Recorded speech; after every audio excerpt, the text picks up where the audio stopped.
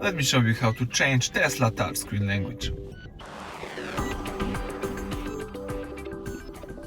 Alright, so here I have my Tesla Model Y, but this works pretty much the same in every Tesla.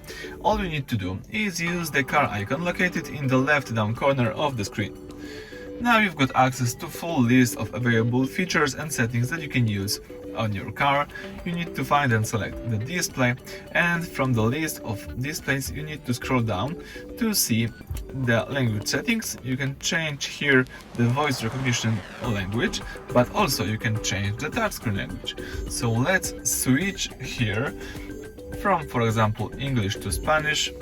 And changing the language will require to restart the system. Let's be aware of this. Tap OK.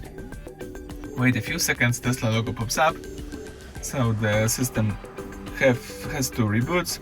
Alright, now you've got the Spanish version of your car. So if you would like to, you can check out the settings in Spanish. And if you would like to go back to English version, choose here, I think, the pantalla.